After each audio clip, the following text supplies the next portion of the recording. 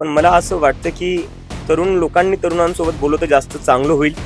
कारण की तुम्ही जोपर्यंत यंग चेहरे पुढे आणणार नाही तोपर्यंत काही अर्थ नाही अशा डायलॉगचा, असं तरी मला वाटतंय. मला वाटते ज्या लोकांनी गांधींची हत्या केली, ज्या लोकांनी आंबेडकरांचा विरोध केला आयुष्यभर, त्या लोकांनी आम्हाला संविधानावर लेक्चर देऊ नये. आता 30 वर्षाच्या मुलापासून तुम्हाला एवढी भीती वाटते, मी काय बोलू याच्यावर. म्हणजे मी भाजपला सांगू इच्छितो, एवढी घाबरायची गरज नाही तुम्हाला. ईडी सीबीआय सगळी तुमच्याकडे, आमच्याकडे काही नाही. चांगली गोष्ट आहे, उशिरा का होत नाही, पण आता कुठेतरी जाऊन यांना सुचलं तरी की जेनझी सोबत बोलावं लागेल, तरुणांसोबत बोलावं लागेल. चांगली सुरुवात आहे, पण मला असं वाटतं की तरुण लोकांनी तरुणांसोबत बोललं तर जास्त चांगलं होईल. कारण की तुम्ही जोपर्यंत यंग चेहरे पुढे आणणार नाही तोपर्यंत काही अर्थ नाही अशा डायलॉगचा, असं तरी मला वाटतंय. तुम्ही बोला, त्याच्यात काही हरकत नाही, चांगली स्टेप आहे, पण नवीन लोकांना पुढे आणा, नवीन चेहरे पुढे आणा, ते जास्त बेटर होईल. आणि शिकलेले चेहरे पुढे आणा. मला वाटते ज्या लोकांनी गांधींची हत्या केली, ज्या लोकांनी आंबेडकरांचा विरोध केला आयुष्यभर, त्या लोकांनी आम्हाला संविधानावर लेक्चर देऊ नये. ते बैठकीमध्ये आमचं जे आहे, जो आमचं जंतर मंतरचं आंदोलन झालं, त्या आंदोलनामधून काय शिकायला भेटलं आणि पुढे जाऊन काय काय चांगल्या प्रकारे करता येईल त्याचं आम्ही डिस्कशन करू. आणि पुढे जाऊन संघटन आम्हाला कसं देशभर वाढवण्यात येईल त्याच्यावर डिस्कशन होणार आहे. आणि पुढे एकूणच कॉक्रोच जनता पार्टीचा रोडमॅप काय असणार आहे त्याच्यावर आमचं डिस्कशन असणार आहे. आमचे जेवढे स्पोक्सपर्सन आहेत ते येणार आहेत आणि बैठक 2 दिवस चालणार आहे. 6 तारखेला आम्ही ब्रीफिंग करू आमच्या जे काही बैठकीमध्ये ठरेल. मला माहिती नाही दोघं, so I won't comment on that. मला माहितीच नाही मी काय बोलू. तक्रार आता माझ्या विरोधात भरपूर होतील. आता मी प्रत्येक तक्रारीवर काय बोलू. आता येण्याच्या आधीच मी त्याला कसं मारलं. मला वाटतं पब्लिसिटीसाठी करतायत, अजून काही नाही. आणि E20 वर मला वाटतं बऱ्याचशा लोकांनी बोललेलं आहे आणि E20 हा खूपच मोठा मुद्दा बनलेला आहे देशात. बऱ्याचशा लोकांनी म्हणजे बिझनेसमॅन किंवा असं नाही, त्यांनी E20चा मुद्दा उचलला आहे, आम आदमी पक्षाने उचलला आहे. आणि आम्हाला आमच्या पेजेसवरही मेसेजेस येत आहे की तुम्ही E20 वर बोला.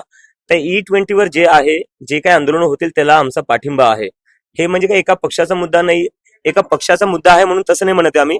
पण E20 वर जेन्युइनली लोकांना इश्यू आहे त्या गोष्टीवर. त्याच्याने गाडीचं जे इंजिन आहे ते खराब होते, मायलेज खराब होते. आणि जर तुम्ही 100% पेट्रोल देत नाही, त्याच्यात इथेनॉल मिक्स करतायत, तर मग 100% तुम्ही प्राइस कसं काय लावतायत. मला त्यांना खूप खूप शुभेच्छा द्यायच्या आहेत. आणि डेमोक्रेसीमध्ये असंच असलं पाहिजे. जसं मी थोड्या वेळ आधी म्हणत होतो की RSS जे इंटरॅक्शन करणारे जेनझी सोबत, त्याच्यात तुम्ही नवीन चेहरे आणा. तर प्रशांत किशोर पण हे एक राजकारणात नवीन चेहरे आलेले, जिंकून आलेले, त्यांना खूप खूप शुभेच्छा. आणि असं झालं पाहिजे, जास्तीत जास्त लोकांनी, नवीन लोकांनी पुढे आलं पाहिजे. आता 30 वर्षाच्या मुलापासून तुम्हाला एवढी भीती वाटते, मी काय बोलू याच्यावर. म्हणजे ते तर मला फक्त पर्सनली भेटायला आले होते आणि शुभेच्छा द्यायला आले होते. दुसरं तर आमचं काही बोलणंच झालं नाही. ते फक्त एक म्हणले की युवकांचा मुद्दा उचलला, देशाच्या शिक्षणाचा मुद्दा उचलला, चांगला मुद्दा होता. आणि जे आंदोलनाला सक्सेस भेटली त्यासाठी शुभेच्छा दिल्या होत्या. मी भाजपला सांगू इच्छितो, एवढी घाबरायची गरज नाही तुम्हाला. ईडी सीबीआय सगळी तुमच्याकडे, आमच्याकडे काही नाहीये. आम्हाला लोक पर्सनली भेटायला येतात आणि शुभेच्छा द्यायला येतात. आणि मी तेच म्हणतोय, भाजपला एवढी घाबरायची गरज नाही. ईडी सीबीआय सगळं तुमच्याकडे, आमच्याकडे काय. काय ना, जर कोणाला शिक्षण भेटत असेल, कोणी गरीब असेल, त्याला जास्तीत जास्त शिक्षण कसं भेटलं पाहिजे याचे प्रयत्न असले पाहिजे देशात. तर हे आंदोलनावर मी जास्त काही बोलणार नाही, कारण की मला वाटतं त्याचं पेजही काल डिलीट झालेलं आहे बहुतेक, मला कोणी सांगण्यात आलेलं आहे. पण गाडी बंगला तर देत नाही ना.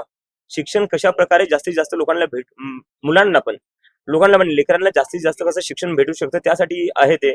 त्यावरनं कोणाला काय प्रॉब्लेम असला पाहिजे.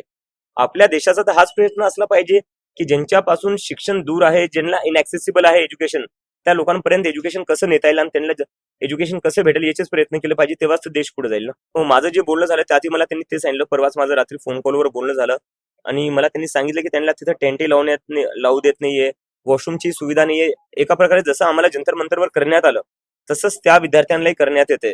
तर मी त्या विद्यार्थ्यांना सांगितलं की कॉक्रोच जनता पार्टी पूर्णपणे त्यांच्या बरोबर आहे आणि त्यांच्या आंदोलनाला मजबूत करण्यासाठी जे काही करता येईल ते आम्ही करू. आणि त्याच्या जे काही डिमांड आहेत त्यांचं आम्ही पूर्णपणे समर्थन करतो.